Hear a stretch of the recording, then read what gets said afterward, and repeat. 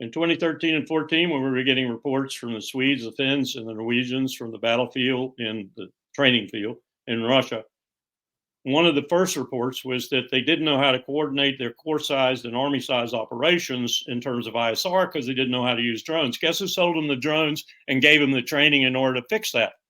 Israel. Israel. Guess what happened when we forced the president of South Korea to send 500,000 155 millimeter rounds to Ukraine? Putin said, okay, I'm going to Pyongyang. And Putin has developed a relationship where he gets arms from Pyongyang, tit for tat. I'm sorry, Mr. Blinken, you need to take a history lesson.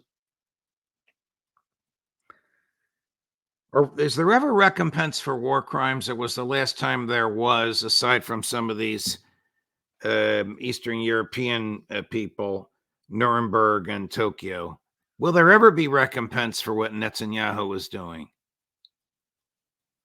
The way we have eviscerated the United Nations and the Security Council in particular, that's a hard question to answer because as we do that to them, so we do that to the ICC, the ICJ, and everything at The Hague for that matter, International Court of Arbitration, the whole group.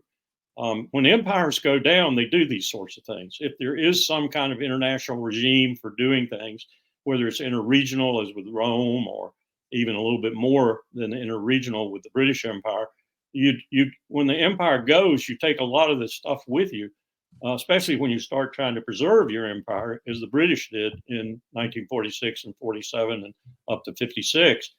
And I think we're going to do that too. We are going to take the trappings of international criminal law and international justice and international humanitarian law with us. Here's the foreign minister of Great Britain trying to outdo Tony Blinken. Cut number 3. Vladimir Putin, when you fire missiles into Ukraine hospitals, we know who you are. When you send mercenaries into African countries, we know who you are.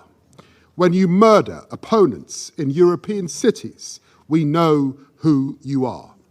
Your invasion is in your own interests, yours alone, to expand your mafia state into a mafia empire. What do they gain by that? Listen to who's saying that. What did Britain do in Africa? What did France do in Africa? What did the United States do in Africa of late? We've been kicked out. All of us virtually have been kicked out for what we did in Africa. The gall of that man to sit up there and say that sort of thing.